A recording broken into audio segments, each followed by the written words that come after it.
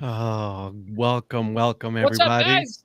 How are we doing? Oh R- man, Remote I'm great. correspondent Paul Caputo. Right Yeah, now, yeah, yeah. now we I, need Anna to do a remote, and then Mhm. we'll cover all three of us that Yeah. we've done a remote show. I'm dialing in live from hurricane conditions here in Utah right now. It's like we got a storm that kicked up out of nowhere.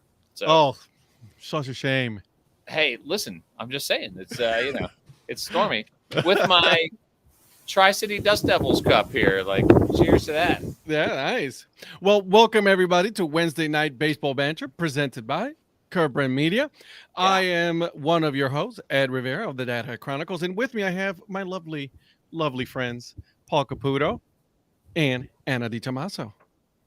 what's up, guys? Hi, Guys. everybody. I'm Paul Caputo, host of Baseball by Design. Anna. Anna Di Tommaso, host of the Baseball Bucket List, Boom. Yeah. broadcasting live as always. From Right. Actually, live this time though.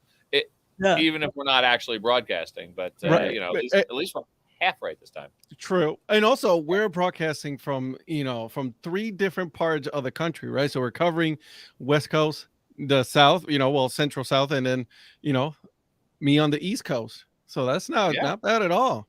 Got the yeah, yeah. different time zones working. I know, it's We pretty got three crazy. times. We've got all the time zones except for the Pacific time zone. Eh, they'll be Yeah. okay. They can deal with it. We got Mike Sellers on, who I met in person for the first time ever at the Columbus Clippers game. We got to hang out for an inning. That was fun. Very cool. Eric Yeah, says, hey, happy Wednesday. yeah, Uh absolutely. Mike, hola a todos. Don't forget the S, my Uh, friend. I'm mm. gonna, but good job though. I like it. I like it. Hi, Yeah. Colin.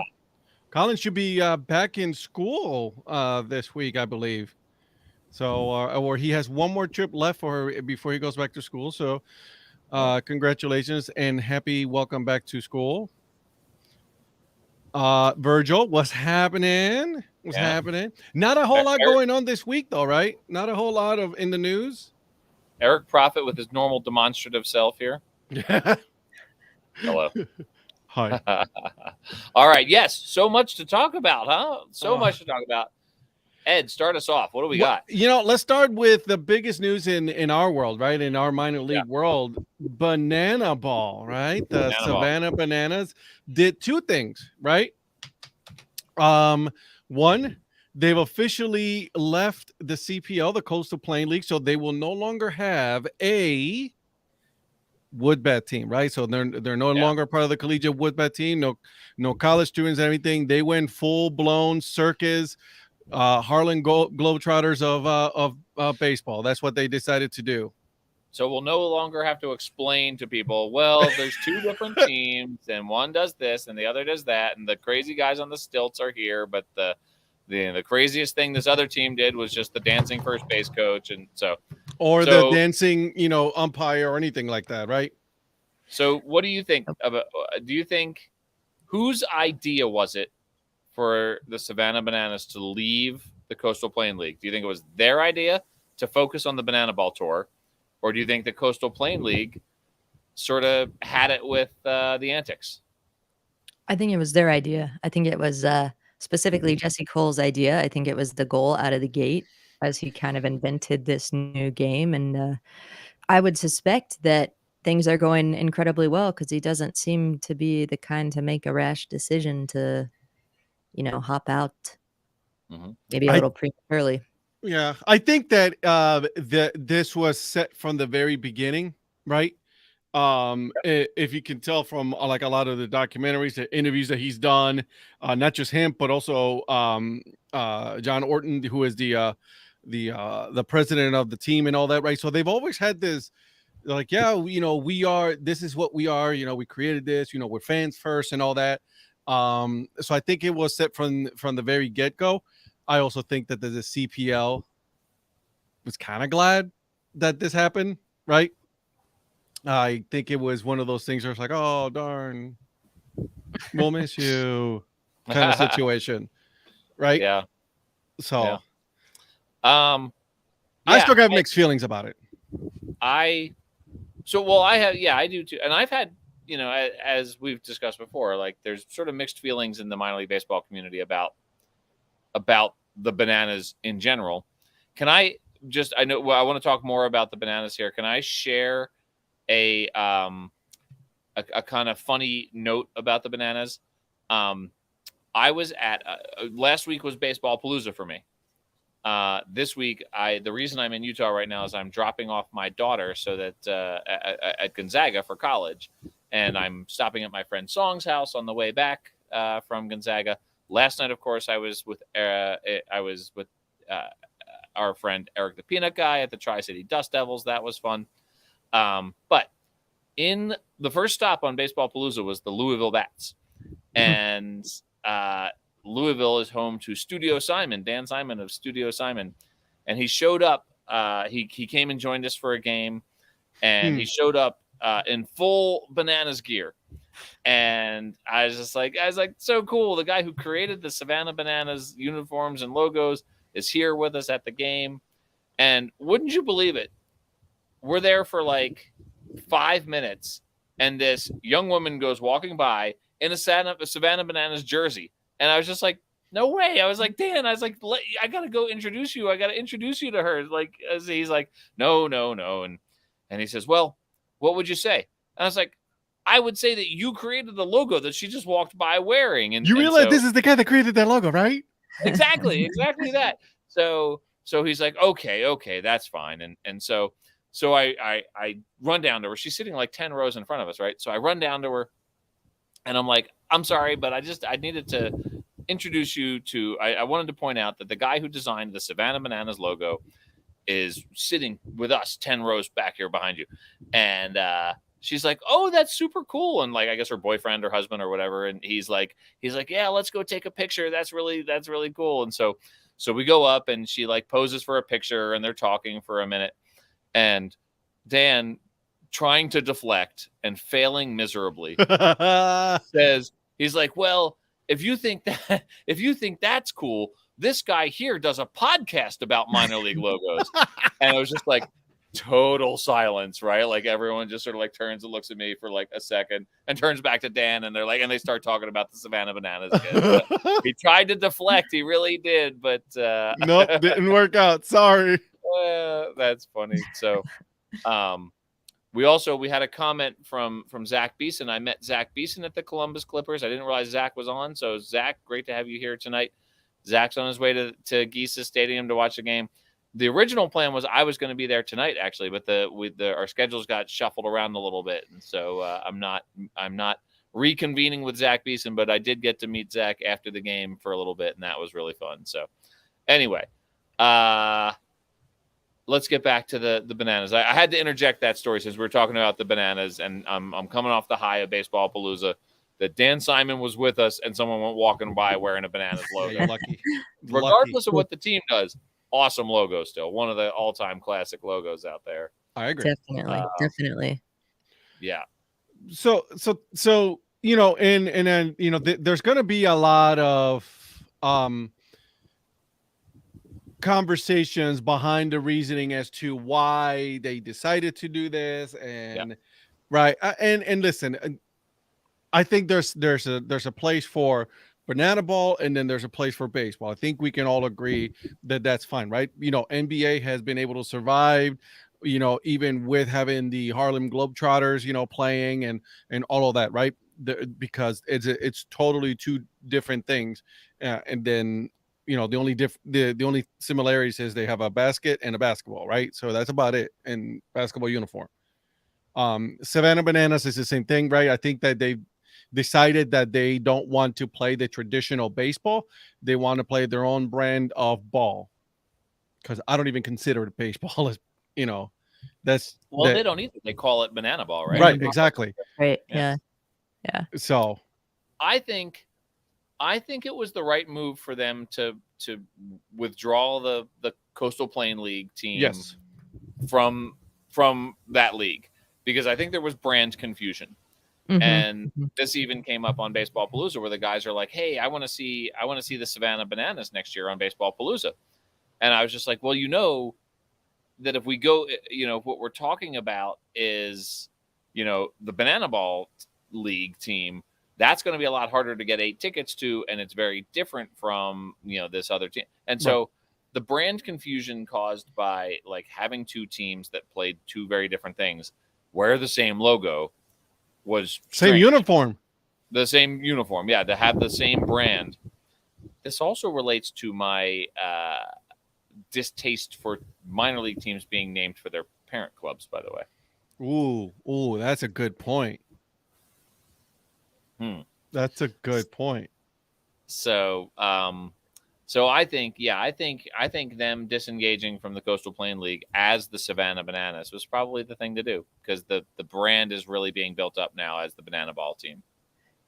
Do they have, like I said earlier, I'm assuming it's not a willy-nilly decision, so I would guess that they've got other teams lined up to play, right? So, you don't think so? They're going to create their own. They're going to create their own team. So what happens in the meantime? I guess now is their downtime anyways, right? So it's really not that different than, a normal year, but I think they wanted to do year round, right? Like I think they want to do this like Banana Ball year round kind of like situation. a traveling team. Yeah. Type thing. Yeah. Interesting. Like year round or just during the baseball season? I'm not sure, to be honest. Okay. One thing that really they should change out, it's really bugging the heck out of me. They've done it 2 years in a row. A one city world tour. Really? I thought that was funny. Come on, that was tongue in cheek, right? Like, but then they do a couple of cities and then they call it a world tour. It is not a world tour. It's like it's not a World Series. Well, I don't know. Well, that's true. It's not a World Series. The World Series, I think, that's just that's cultural imperialism there. I think the Banana Ball World Tour. I think the Banana Ball World Tour is just like, I think they're being funny. I think that's tongue in cheek. No, I mean, I get it. I know why they're doing it. I just, still not. Yeah. No. Yeah, they're going to do the 2 teams, right? Go have them bring Banana Ball to like Japan, right? Like, I'd love to see that. Oh my God. Yeah. No, do you think that they're gonna? Yeah, I know they got the party animals, right? They got the bananas and then the party animals, right? That's the second team that they created for Banana Ball. Right. Do you think, to your point, Anna, are they gonna create like maybe 2 other teams, to have a 4-team Banana Ball thing, or how? I don't know how that would work. Yeah, you would almost think they'd have to, right? Because like nobody wants to go see the same 2 teams play every single weekend, but you would think that there would be more people interested. Maybe it's some players who didn't necessarily, fulfill their goals of making it all the way up to Major League Baseball or whatever it may be. I don't know like it'd be amazing if they could actually pay these kids something worthwhile and meaningful and, create some good in the world. So I'm curious to follow along and kind of see what happens. I'm full of questions here, right? Like, will they still be the Savannah Bananas? Mm-hmm. Oh yeah. Like, all right. Well, don't yell at me. I'm just asking. No. Yeah, they will. I think they will be like the Savannah Bananas. I think that's still going to be their thing. Right. They just need a Washington Generals. Well, they got the party. They're the Harlem Globetrotters. Who are the Washington Generals going to be? Right. So yeah, and will they still play in Savannah? Right. Like, will they actually play in Savannah, or is it just going to be all the World Tour? I don't know. So many questions. I would think they would. I think that this dovetails into the other sort of topic that we talking about tonight, which is the documentary, the Banana Balls documentary, that you guys have seen. Like I said, I have been on the road, and so, I love Virgil's idea here of a bananas pickles matchup. That would be amazing. I've been on the road, and so I have not been watching any TV. No, I love this marquee thing, the pickles, but doesn't the pickles, they don't do any antics or anything at all during the game. That's true.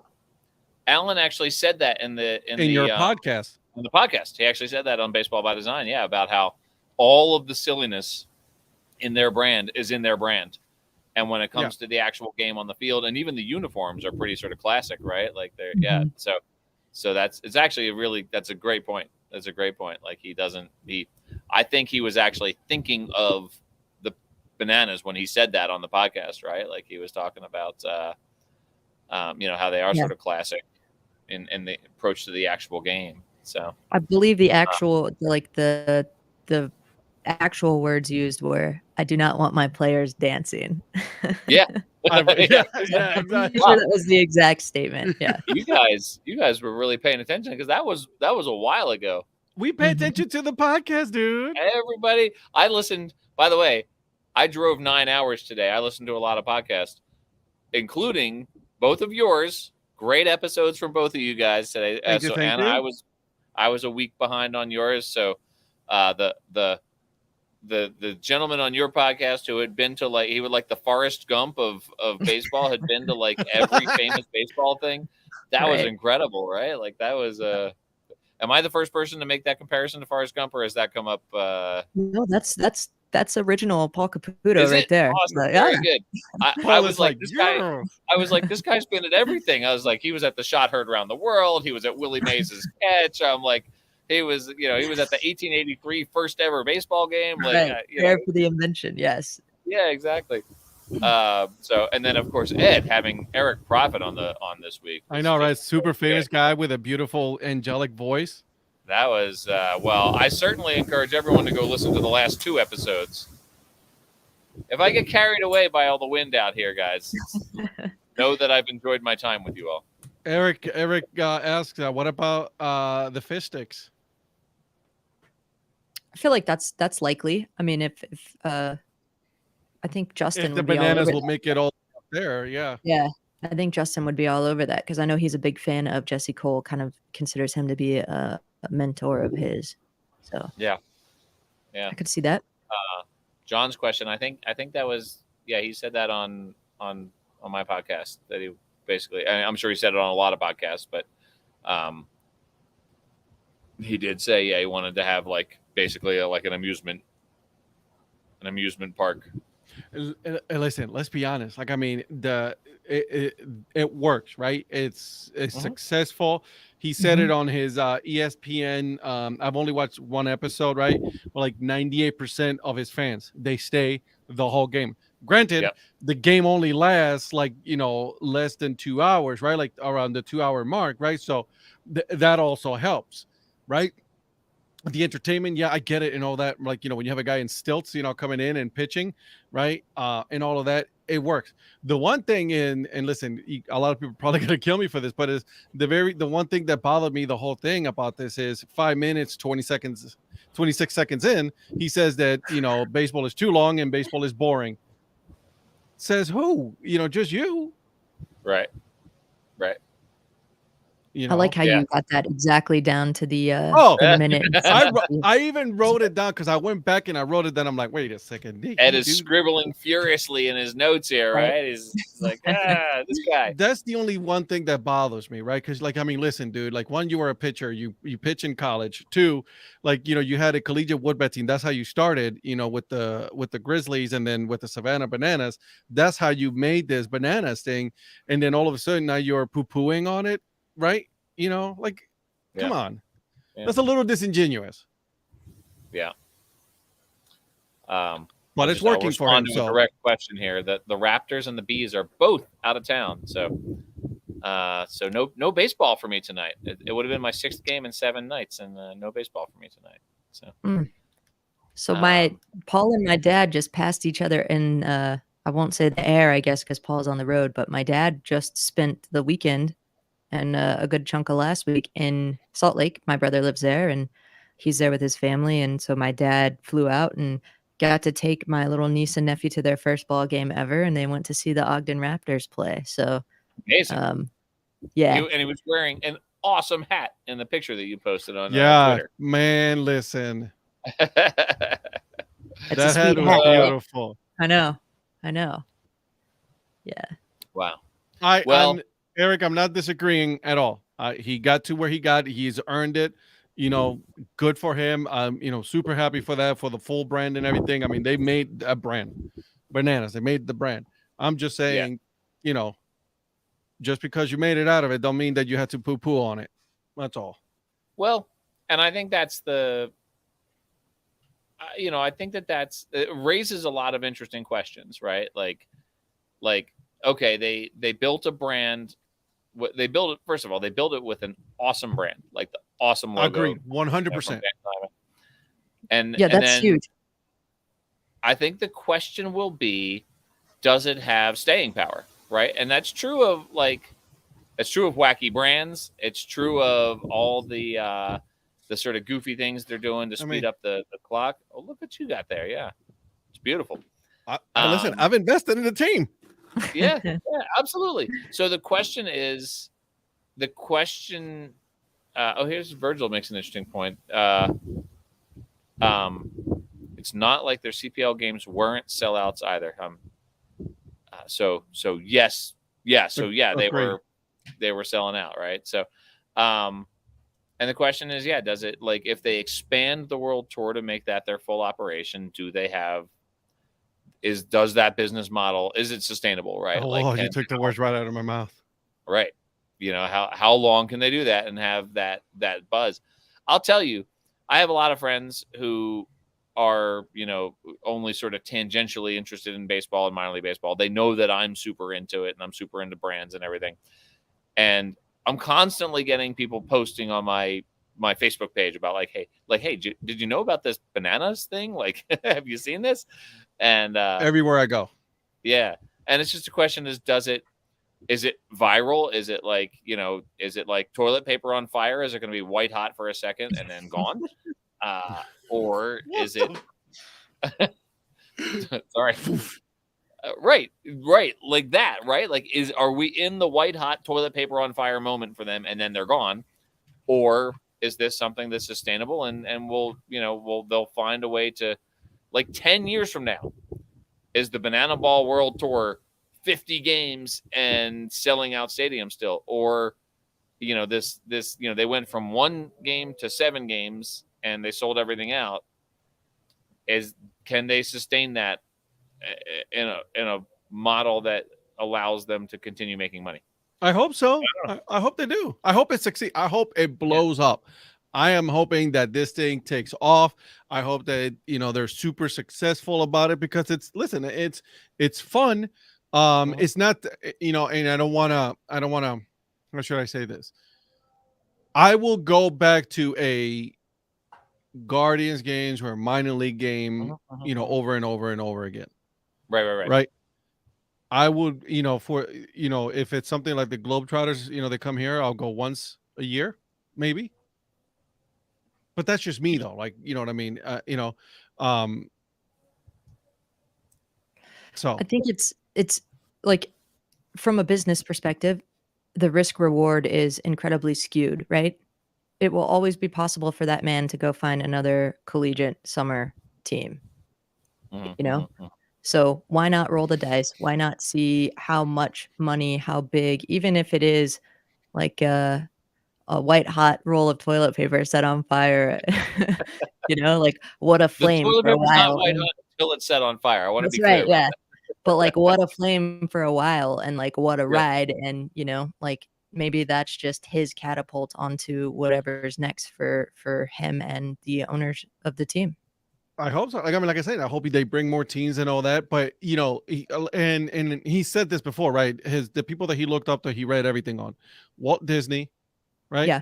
P.T. Barnum, and Bill Veeck. Yeah. And if I remember correctly, Bill Veeck was blackballed by Major League Baseball.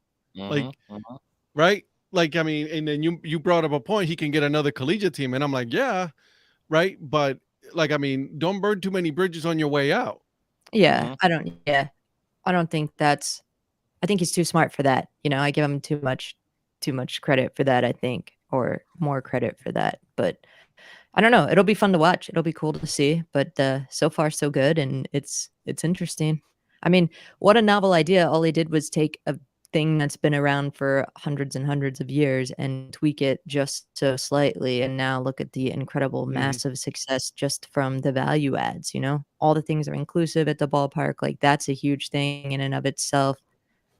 No fees on the tickets, everything like that is just, he's taking all of these things that like the casual fan has issue with and he's fixing them. I agree. Like I paid, for new logo idea, Paul. You got to work on it with Dan Simon.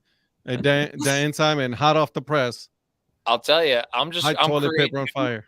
I'm creating new brands all over the place this week. That should be another team for the Banana Land, right? The hot toilet paper. Eric Profit, it's time for another episode. And does it get it to a point where they start charging more than $20 all-inclusive ticket at some point? Then with the direction they could be going, Maybe. I have no idea. I would guess that maybe the staying power is in the affordability, and again, taking care to correct those problems that families have, that casual baseball fans have with the game today, and just being the anti-baseball, but still baseball at the heart of it. Yeah. I don't want it to be called baseball. Well, it's banana ball. And they don't, right? They call it banana ball, right? Yeah. You call it banana ball. Yeah. Because it's not. It's not. I mean, listen, I think the ideas are fun and great. Having the fan be part of the game, right? Like you catch the foul ball and it's an out. That's awesome, right? You strike out and then you have to run all, to home plate, right? Like, they do the throwing to each player. That's awesome, right? Those ideas are fun. They're great, right? Mm-hmm. Yeah. Yeah. And it's exciting. It gets the kids excited. It gets people excited. And that's why they stay there. 98% of the people or their fans stay because of that, because it's exciting. Right. I'm not convinced that it was purely the team's choice to leave the league. I don't know if we'll hear more about it. I don't know if that will come out, if it's a big enough story in the mainstream media that people like us will probably eventually find out. I would love to. I'd love to find out whether they were like, we're too big for this league now, we want to focus on banana ball, or if the league was like, you know what, this sideshow is not on brand for what we're trying to accomplish as a baseball league. Well, I want to go back to your podcast with them again, because that is what Jesse had said. He said, we have two teams. There's the collegiate team, and then there is the banana ball team, and that is the future of our organization. So I've got to believe that this was his design. And maybe you're right. Like maybe the league was like, okay, this is getting to be too big. We would like for you to leave now. But I don't think it's, it was a total shock to anybody. Yeah. No, that's true. That's true. Or do you also think that the decision was made quicker because ESPN came in? ESPN got on board with all of this, and they could have been, maybe a couple of years, ahead, like a couple of years from doing this, and they was like, well, we just signed this, because they signed a multi-million-dollar contract with ESPN to do their documentary, to all their games and all that. So something had to happen, right? Yeah. I mean, I think it's just that was the design from like the start, and it maybe is accelerating faster than even they had put on the whiteboard. But I don't think it was like, I don't think they got pushed out. I don't think so either. All right. That's just my hot take for the day. We're supposed to do hot takes, right? Okay, ESPN. Use your insider. Like, don't you have a direct line to someone? Can't you call? Hey, Jesse, what's going on? What's up, dude? Well, I will say that the one direct line that I have does not know the answer to my question. The guy who created the logo does not know the answer to my question. I think that even with all the antics, I think the CPL wanted them to stay. Of course they did. No one had heard of the CPL before the Savannah Bananas. Right, exactly. That's my take, right? Like, I think they wanted them to say, even with all the antics, even because they were selling out, right? Like, I mean, I got Holly Springs here, right? If the Bananas were not playing, the ballpark doesn't sell out. Yeah. Yeah. Yeah. Well, I think we've beat this to death. I think we've discussed all there is to discuss. All right. Well, let's move on. Let's move on to something a little bit more funkier. So I don't know if you guys seen this, okay, but Spokane, Washington, Spokane Indians have a field in red. I mean, the whole thing is red. Outfield, infield. This thing is like, have you guys seen this? I saw it because you texted it to me. Also, hi, Amy. Amy's here. Hi, Amy. Hi, hi, honey. I saw it because you texted it to me, and it's funny because I was actually just in Spokane. So You didn't stop by and do something about it? Come on. Why do they have a red field? What's the thinking behind the red field? It was on sale. That's my guess. It was on sale. I'm gonna go try to pull it up. It's like Boise, Idaho, right? The It Boise, is like Boise State. yeah, Boise State, right? Yeah. The Broncos. It's their blue field. Yeah. Which is hard to watch on TV. Very hard. I love it. I love the football field. No, I love the football field. That's amazing. The red, though, I think they needed something. Well, actually, I apologize. Eastern Washington as well. The Eastern Washington Division II, I think it is, football team. Their field is all red. Yeah.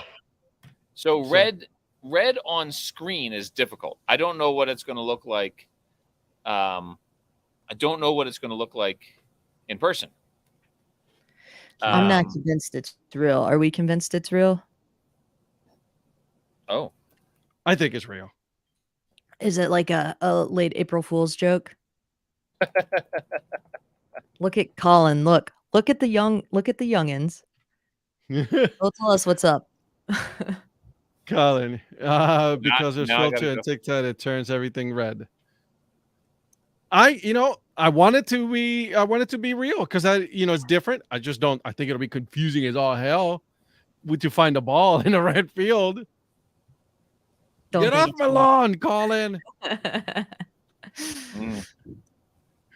feel like if it were real, the Savannah Bananas would already have like a colored field. It's all it is turf. You can do that. There's a lot of teams out there that they put their logo because it's all turf, so they can put their team logo on the field in the outfield and then go from there. Yeah. So it can be done. Yeah. Central Arkansas. Let's look that up. Okay. I'm doing it now, Virgil. We're doing it live. We're doing it. I love it. Go ahead. The comments on the Instagram post that you sent were not kind, so people hated it right away. People didn't like it on Instagram, that's for sure. So, wow. My guess is, that is nice. Oh, that's East nice, Washington. Virgil. Hey, I was just near East Washington University this weekend. It's right across the river from Gonzaga. Eastern Washington. Yeah. They have a cool field. It's all red. I told you, it's beautiful. Okay. Let's see, funky field. Yep, Virgil, you're absolutely right. It's awesome, pretty cool. Anyways, you were saying you got to look it up. It's nice. But we're talking about football here. What is going on here? We're talking. What happened? Let's go back to baseball. What is this? Back to baseball. Okay, so thank you, Colin, for ruining this. Now we know it is fake. Awesome. Colin for ruining this. The kettle corn is real in Spokane. Totally kidding, Colin. Much love, bro. Much love. The Indians were not in town. So since we're talking about it, I love the Spokane Indians brand. Since we're talking about Spokane. This one is the one I can get behind. I absolutely love it. Logo was designed by a member of the local tribe. We've talked about this before. Mm-hmm. It's they donate to the tribe. They work with the tribe on the brand. The tribe approved it and everything. Approved. They have educational signage about the tribe at the ballpark. And then their red band trout is based on the food source of the local Spokane tribe of Indians. And the proceeds from the sale of that brand goes towards conservation of the Spokane River. So every time I talk about this, I think I got to get them on the podcast. Check all of that. I need to talk to them about the podcast. I had one of the Brandios guys talk about that, like, how they went and talked to the tribe and everything. Is, I know he told me the name of their language, and they have it written here. Huh? Salish. Yeah. So that was awesome. So that here comes Patrick with that already. Look at that. Of course. And he has like 16 hats in the different colors for Salish. That Salish jersey is in the Hall of Fame because it's the first one to use written native language on the first professional team to use written native language on a jersey. So I like it. It's cool. Very cool. And I saw someone wearing that at a Rockies game the other day because they're a Rockies affiliate. Here's what I really want. In order to do that episode of the podcast, because I could get the team and I could get Jason Klein from Brandios, I need someone from the tribe itself to come on and talk about it. Oh my God, dude, that would be. That's where I need to start. Before I can do that episode, I would need to start. Yeah, you gotta get someone from there that. Oh, dude. Yeah, that would be awesome. That would be awesome. Yeah. So all right, hey, it's 9:36. We're loving this whole not existing. Again, thank you, Colin, for ruining this. I'm going home now. Oh wait, I am home. I'm gonna go now. Okay. MLB released their 2023 schedule. Yeah. What do you guys think of this? Tell me your true feelings. Tell me, because I know for a fact I'm a fan. So would you? I know I sent the article to you. Yes, I have it right here. The main point of this seems to be that there's less weight on the interdivisional matchups, which makes a lot of sense to me if you're going to have more wild card teams, right? Like why are teams from weaker divisions given the advantage of playing weaker opponents? So let's start with the biggest change that you will see, right? Is the each team will play 52 games against division opponents. That's a decrease of 76. Right. So, for example, my Guardians, right, they won't play as many games against Detroit, Kansas City, or Minnesota, which it got boring. Let's be honest. It just gets boring. I'm like, here we go. Another twin series. Right. So you want to play other teams. So that's number one. Right. It's 13 games across the four total series against each division opponent. And that's a decrease of 19. Let's see. Each team will play 64 interleague games, 32 home, 32 away, and that's a decrease of 66. So it went from 66 to 64. So not that much. Here's your interleague one that you were talking about. This is the biggest change, with 46 total interleague games for each team. AL versus NL and vice versa, an increase from 20. Right. So there's an increase there, so that's pretty cool. 2023 game again will be in Seattle, Washington. If weather permits, opening day on March 30th will be the first which every MLB team opens the same day since 1968. That's cool. I'm in favor of that. Again, I've not heard anything bad so far about this new schedule change. All 30 clubs are scheduled to be in action on the 4th of July. So every team is going to play. Yeah. Okay.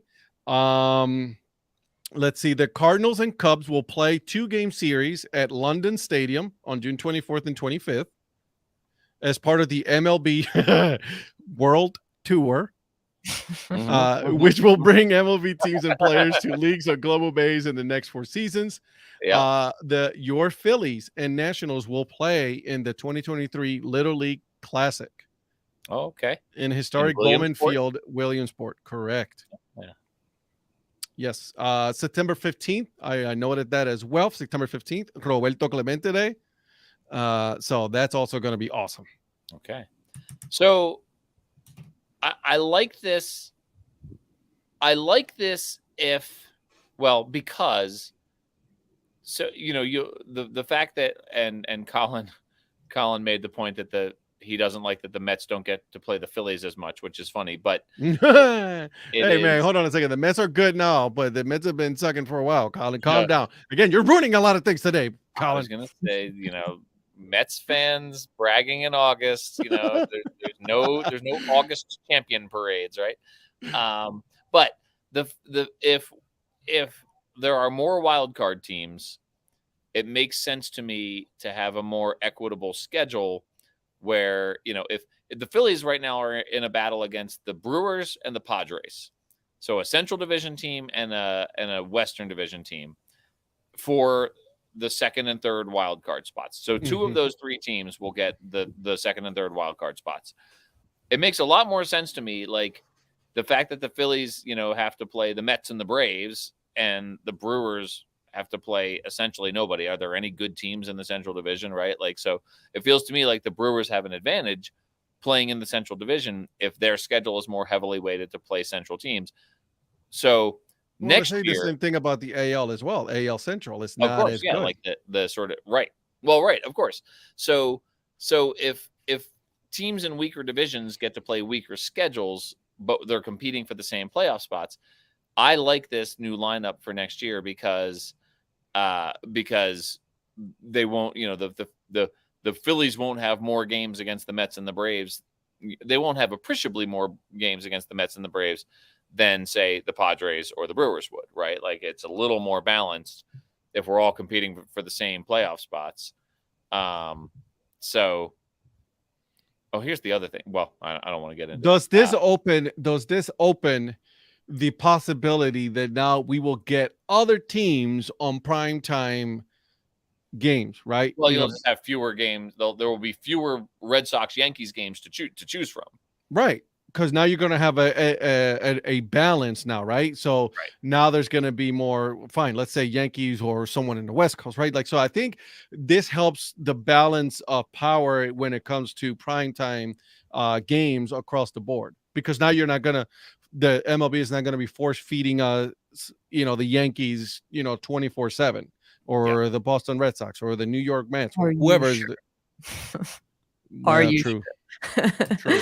I mean, the Yankees are still playing. It doesn't matter who they play, but I mean, I'm with Paul. I think look at the AL East. I mean, when was the last time an AL East team was not a heavy contender to go all the way, and then we kind of beat up on each other all year, and more injuries and things like that, and so I think it makes great sense to kind of redistribute everything and get more mix in, and then if the AL and NL teams that are together in the World Series have played each other, before in the season, it makes for more interesting games too, I think.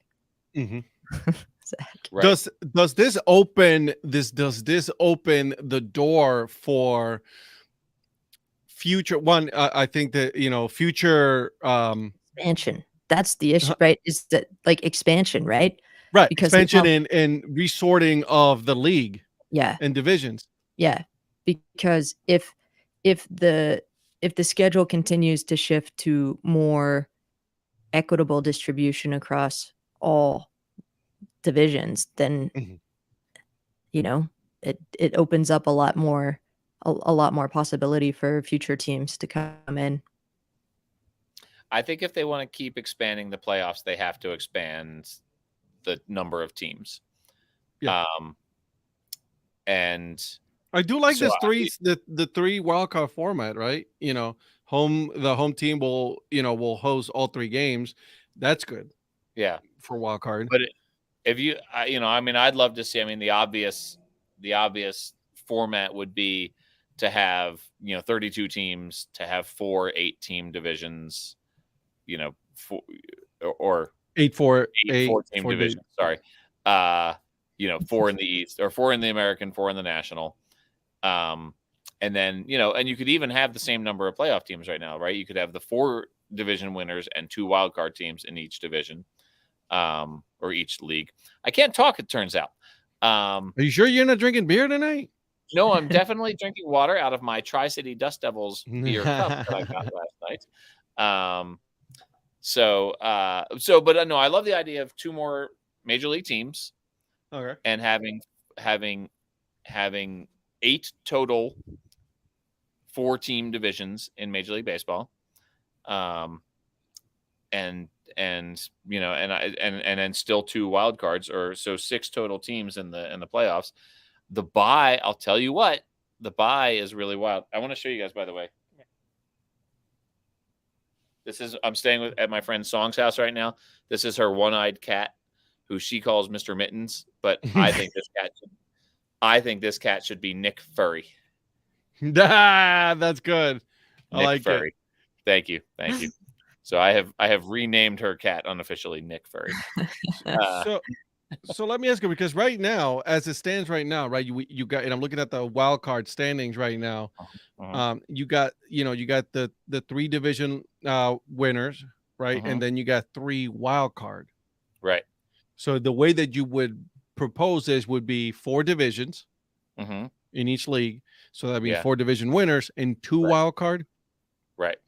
Okay. That's what I mean. I would keep it that way, because I think the idea of having a bye in the first making round so much sense. Stop making so much sense. You're making too much sense. Stop it. I wonder if it would be less competitive. Would there be fewer teams involved in the playoff race right now if there's only 2 wild card spots? I don't know.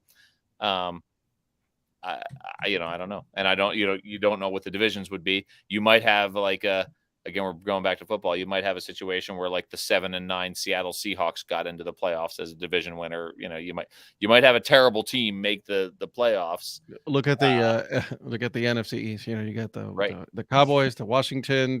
Anyways, we're talking football here, guys. Come on, this is a baseball show. And of course, this dovetails with where would those teams be? One of the advantages to us as fans of minor league baseball is you would have, with 2 new minor league or 2 new major league teams, you would have 8 new minor league teams. So, 8 new affiliated minor league teams. So where would they play? Who would they be? And that'd be fun. I mean, that's where the Portland Sea Dogs came out of that 1993 expansion, right? When the Marlins came in, right? The Portland Sea Dogs were just conjured out of thin air because we needed new minor league teams. And so the idea of major league expansion to me is really fun, because it's are there independent teams that would be promoted to affiliated, or would they just create new, teams out of thin air where there aren't teams playing right now? Would Fort Collins, Colorado get a team? So many questions that I have. Owls with a Z be promoted. Would the Owls with a Z suddenly be an affiliated? Would the Pioneer League? Would they bring the Pioneer League back as an affiliated league? Right, the Appy League. Bring the Appy League back. Would they move any of the minor league teams to test markets for major league teams down the line? Yeah.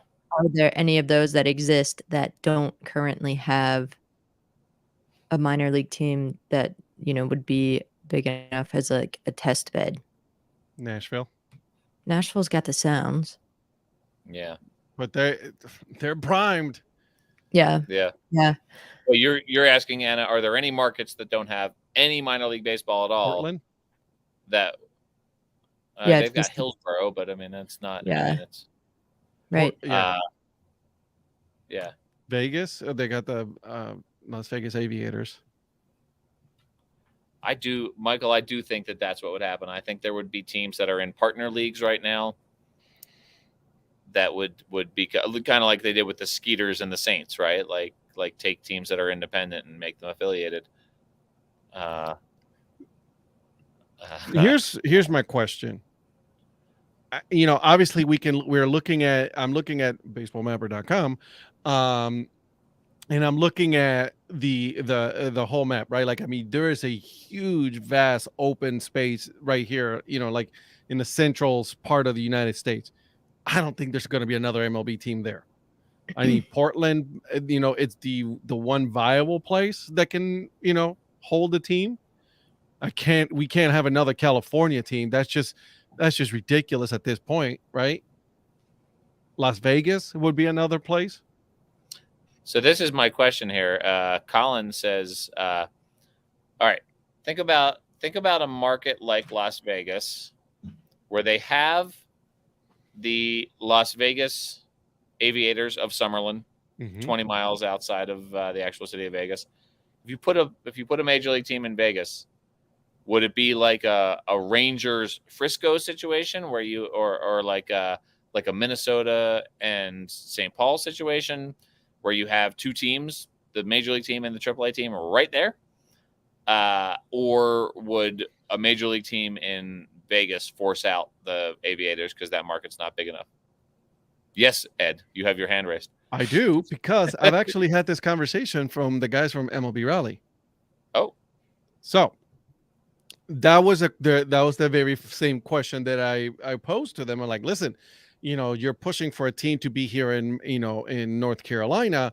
You realize that there's a lot of teams here, right? Like, for example, Charlotte has the Knights right in the smack middle of downtown. North Carolina up here in Raleigh, you got the Durham Bulls, you got a lot of other teams. And then he brought up the point of two places. One, you got Seattle, right, with the Tacoma, sure. right there, right? And then he brought up, and he's like, listen, and we looked at their numbers. Tacoma Rainiers' attendance went up, sales went up as soon as the whole Seattle Mariners came in, with them. So, Yeah. you also have Minnesota, St. Paul. We were just there. I mean, it was a train right away. Yeah. No, it would be great, right? Like, I mean, if you could have a place like Nashville, that supports a AAA team with a beautiful ballpark, if you could put a major league ballpark there and still keep the AAA team, I do worry. I mean, I do have that question, right? There are some classic AAA teams out there who you'd be sad to see go. On the other hand, like, I don't know, Sacramento, would you, suppose Sacramento got a major league team, would you, I've never really heard them mentioned, but, would you just replace the AAA team that already plays there? What if, Oh, just I like spitballing here. Yeah, if they put a team in Portland and the Portland Pickles become one of their affiliated team? They would need a much upgraded ballpark. I mean, the Pickles. Well, they also need a leash. Well, like, no, y'all, right. y'all can't do that. No, the Braves and the Stripers, as discussed on today's episode of Baseball by Design, featuring one Pat Larson singing the national anthem, by the way. Houston and Sugarland, that's another great example. Frisco, Texas, like you said. Yeah. Tricky in Nashville. Yeah, the minor league team is actually right there downtown. That's a great ballpark. I like that. Johnny Bolin fully agrees with Mr. Larson. I forget what that's about. Bring back the baby cakes. Oh, yeah. I'm sorry. Yeah. I thought it was just the plug of the book here. So that's a good one. Louisiana. Do you think New Orleans will be able to support a major league team? Well, they had support a football team, huh? True. So, see, I think that the states that should be considered not considered at all: Florida, California. You already New York, Chicago, Illinois, right? Florida, you had your chance. Sorry, Anna. All due respect, Florida had its chance. Ohio should not be considered, right? So you need a state that has not had a major league team. May I suggest somewhere in the entire freaking mountain time zone, which has one, the actual, central or mountain time zone has one team, one major league team. Yeah, Colorado. Unless you count Phoenix, which I think is actually technically in the mountain time zone, but they have their own. They don't have a time zone. They have their own weird thing that they do where they don't do daylight savings, and so they're mountain time zone half the year, they're Pacific time zone half the year.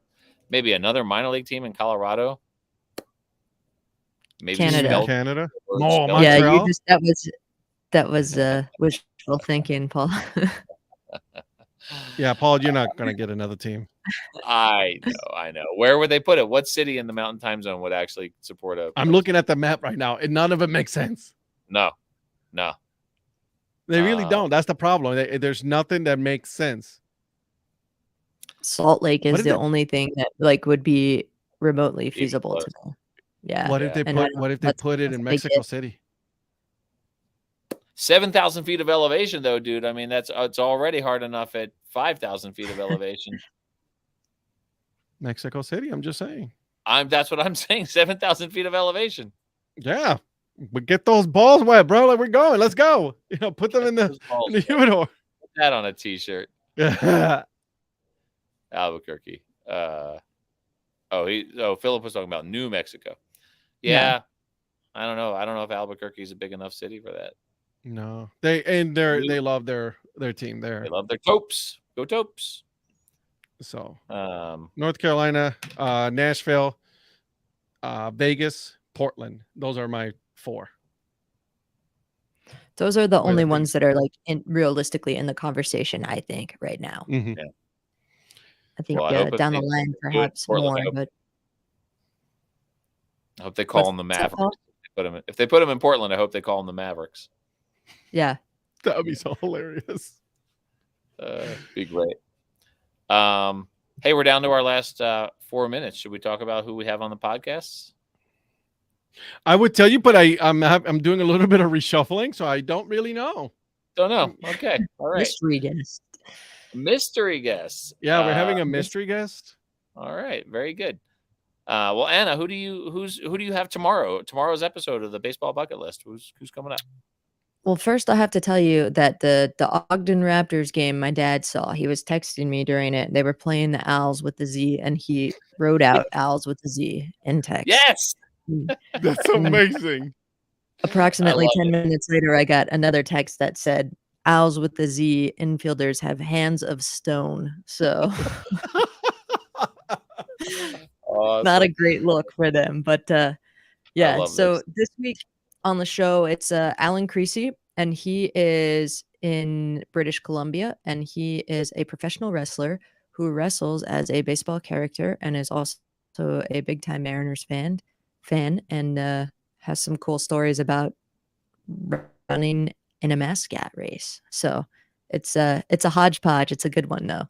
That's awesome. I can't wait for that one. Yeah. Very good. Very good.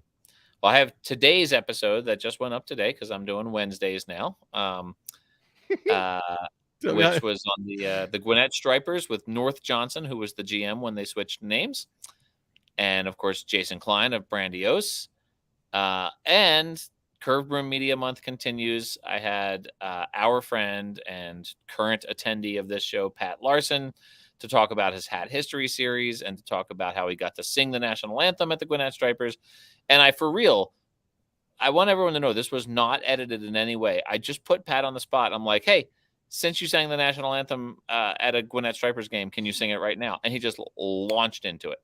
And that's he sang, amazing. he did a beautiful job. And while we've been talking, my friend Chris texted me how much he loved that interview with Pat. And he's never met Pat, but he said, I loved him singing the national anthem and loved that interview. So Pat, your interview on the podcast today is receiving rave reviews.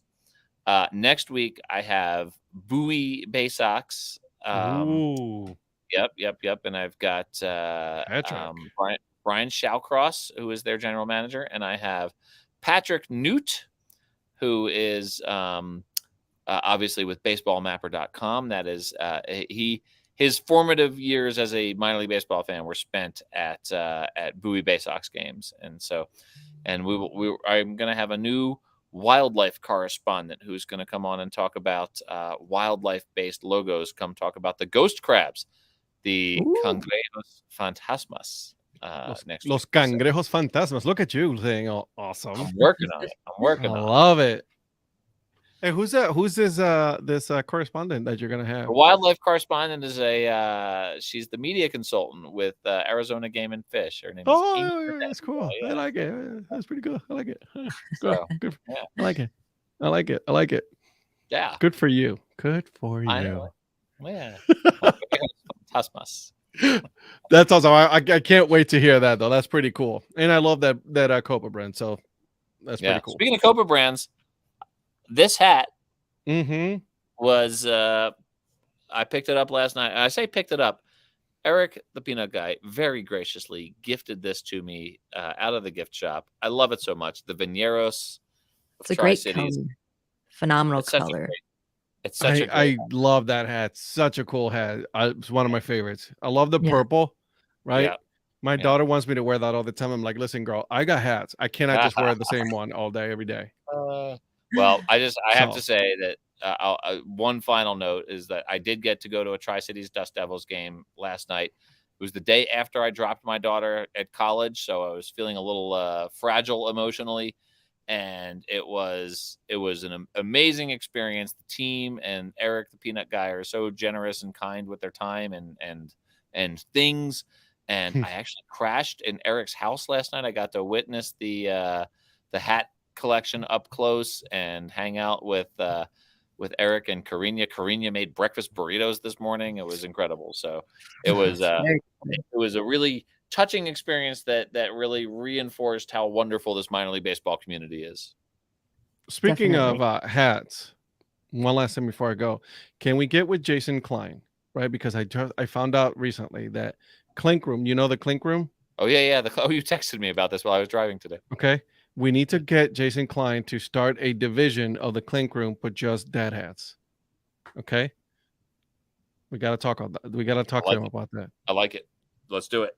Let's get Sounds Jason good. on the horn. Jason, get it done, right? Meow. Grandiose. Hear us now. On that note, Yeah. bye.